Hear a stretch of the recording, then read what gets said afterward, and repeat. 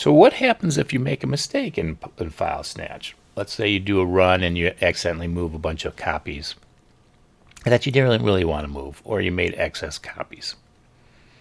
Well, you can undo that through a second program called FileSnatch Undo. So we created this second program in a different flavor of language that will allow your computer to do these things without us compromising your security. And you can get to that through this button. Now we're going to show you how to use this piece first, and then we're going to show you how to download it second, because probably most of you are just here to run the program or learn how to run the program. So let's bring up and then run both programs here. FileSnatch to move the files, and then FileSnatch Undo to undo what we did. First, let's bring out our folders that may seem familiar. So we have the two albums here. We're going to put them in this empty space. And we're doing folders to get to folders to put. And it's just going to be the simple and straightforward method at first. And we're going to do a copy, which means not moving, and then put them into that space. Let's give it a quick run. And as you can see, it put them in, just so you know I'm not fooling with you. And now we're going to do a file undo. And file undo does one of two things. It's going to undo the copy or undo a move. In this case, we did a copy. So when we bring this up, what we'd like to do is undo all these extra file creations. And so how do you do this? So you grab the log folders. So the log folder is good for us to debug, but also for you to use in the undo. You just pick the log file that's occurred. Now, if you forget where your log file was, remember you can go back to FileSnatch and click on log file, and it'll show you where it is, or where I put it.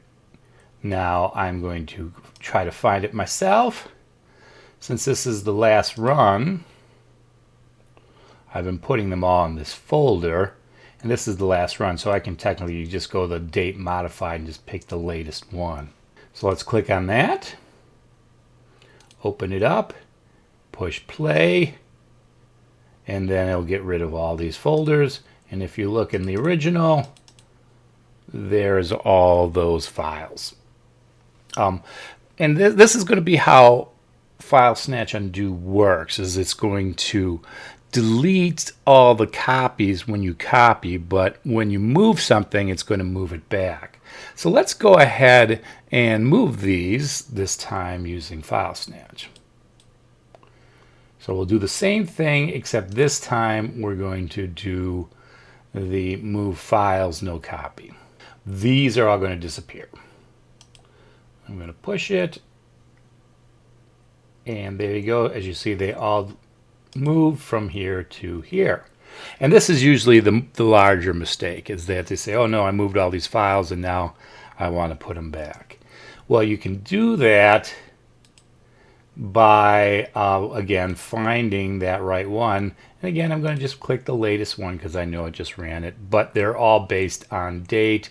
And you can always open them up and see what's inside them too, because they're text files. So again, I'll click that one. This is the time to notice what's on the left. When you copy, you don't really need this. The reason is because FileSnatch Undo just deletes the copy. But here we're actually going to be moving. And what happens if you've had some activity in that folder? So in other words, let's say I put a new version of good old Drowse here. What's going to happen when I try to move it back? Well, you can make copies of it. That's the safest. Overwrite it. So it's going to delete this and then put this Drowse in, or it just skips. Skip is the quickest. but it does nothing. So when you see these two run into each other, it says, "Oh, don't do anything." I will warn you, Skip will leave that drowse in this folder for the reason that we don't actually want to delete your materials here. And then it kind of gives you an idea of maybe the new files that you created in, say, this area. And you can maybe hand look it up. So let's try the move copies one, make copies one, because that's usually the most used one, and you'll get to see what happens here. We already loaded the right log file. I'm going to do make copies, and I'm going to hit play again. And as you can see, all these should move away. They should move here, and you're going to get a drowse 2 and a drowse original. This drowse 2 is what was moved from here. It just renamed it and put it in a similar spot. And that's essentially how it works. If you have any questions, leave them in the comments. Okay, now that we've done a successful FileSnatch undo, let's go back and let's show how to install. And the first thing we're going to have to do is find that undo button on our FileSnatch. And here it is. So I click the button, and when I do that, it'll go to a web page. And this is where you can, quote, buy it. We try to keep this free or at least really cheap, since this is an add-on program. Hit add to your cart, and it will take you to what looks like the same page, but you'll see a second button up here that says view cart. Go ahead and click on that. And then you will have quantity. If you accidentally click the button twice, you would have 2 like I do. But probably you just want 1. And then go to proceed to checkout. This will take your name and information in case there's any issues, and we can tie it back to your email account. As you can see, these are all required. So fill this in.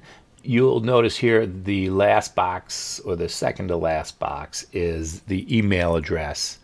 That is what we will send you a link to when you place your order.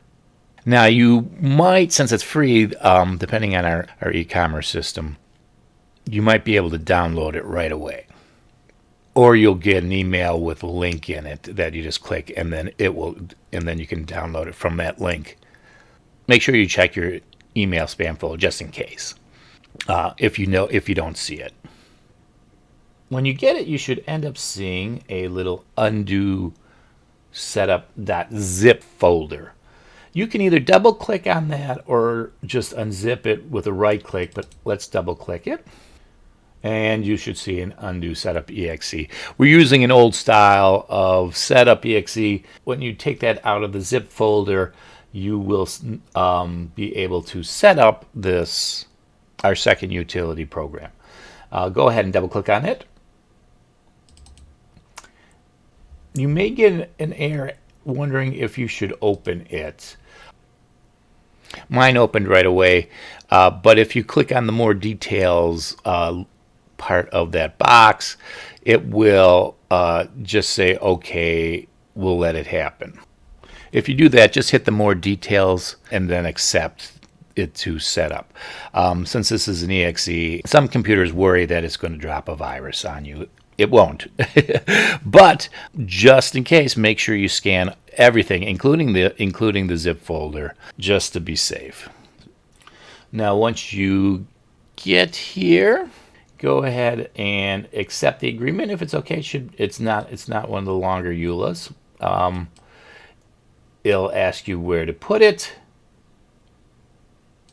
It's not a very big file, so it shouldn't be too much of a problem. Preferably on a hard drive on your PC. And then if you'd like a desktop shortcut, sometimes that's nice, so you can double click it right away. And then click install. Now some of you might get a notification box that will essentially say that you need to download some .NET technology. That is true. This is based on certain software that might not be on your computer right away. What you're downloading there is a Microsoft safe product. it will automatically handle the system folder for you. So go do that if you get that warning. Some of you may already have it loaded on. And then, as you can see, it's going to launch FileSnatch Undo when you do it, and then you're ready to go. So if you have any problems with this, remember you can reach out through our contact page, our Facebook page, or even just a comment down below. Thank you.